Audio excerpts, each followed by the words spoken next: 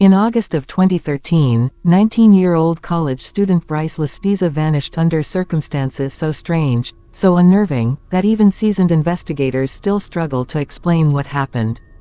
Bryce was a talented, artistic, red-haired young man who had recently returned to Sierra College for his sophomore year. He lived with his parents in Laguna Niguel but stayed in an apartment near campus with his roommate. His friends described him as funny, outgoing, creative, and emotionally warm, the kind of person who made people feel instantly comfortable around him. But in the days leading up to his disappearance, something shifted inside Bryce, something no one around him could fully understand. His behavior became erratic. He was drinking heavily, sleeping very little, and taking an ADHD medication, Vyvanse, without a prescription. The drug kept him awake for long stretches, sharpening focus but increasing anxiety and emotional instability. Even his closest people noticed he wasn't himself anymore. On the evening of August 27th, Bryce went to see his girlfriend Kim Sly. She immediately sensed something was wrong. He looked distant, exhausted, and emotionally flat. Out of nowhere, he told her he wanted to end their relationship. Shocked, Kim refused to let him drive, taking his car keys and telling him he wasn't in the right state of mind. Concerned, she called Bryce's mother, Karen, who believed her son was simply tired and urged Kim to return the keys. Bryce got them back, and that was the moment his life veered into mystery. Instead of returning to his apartment or taking time to rest, Bryce climbed into his red Toyota Highlander and began driving, not north toward his college, but south toward home, a journey he never explained. Around 1:30 a.m., Bryce called his mother and told her, "I have a lot to talk to you about." She expected him home that morning. But 8 hours later, Bryce still hadn't arrived. At 9 a.m., he bought a drink from a gas station in Buttonwillow, California, a tiny desert town about 3 hours from his home. The clerk remembered him clearly, calm, polite, a little tired but not distressed. He told his mother he was resting. But for reasons no one can explain, Bryce stayed in that same area for nearly 9 hours. He didn't move. He didn't continue his drive home.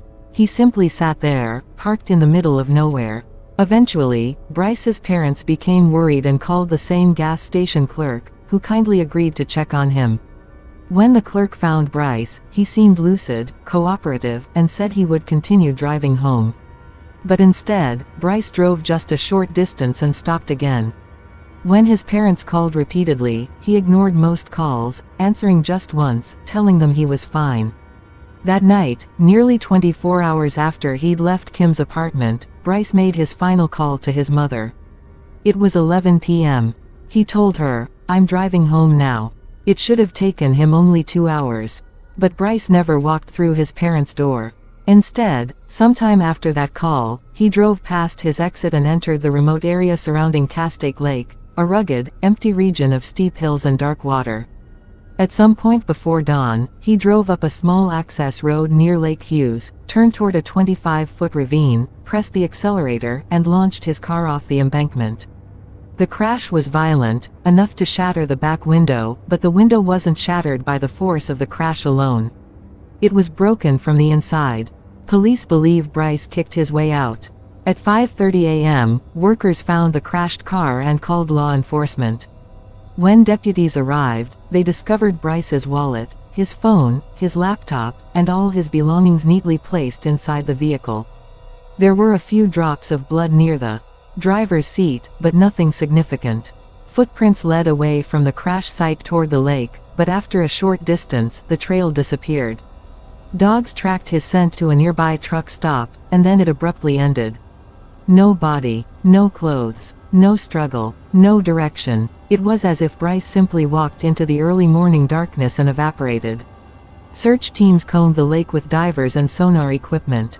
Helicopters scanned the hills. Hundreds of volunteers combed the brush. Nothing. The area is rugged, but not endless. If Bryce had passed away nearby, he should have been found. But he wasn't. And in the years that followed, the case grew stranger, not clearer. Some investigators believe Bryce suffered a psychological break caused by exhaustion, stimulant withdrawal, emotional stress, or even a developing mental health condition. Combined with a potential concussion from the crash, this may have triggered temporary amnesia, causing him to wander away without understanding who he was. Others believe he may have attempted suicide, noting that he told Kim she'd be better off without him, but no remains have ever been discovered despite extensive searches. Many think Bryce intentionally disappeared, that he walked to the nearby truck stop, got a ride, and started a new life somewhere far away. The desert is full of homeless camps and off-the-grid communities where a person could blend in unnoticed. There have been dozens of reported sightings, from homeless shelters to roadside towns, but none were ever confirmed to be him. A darker theory suggests foul play.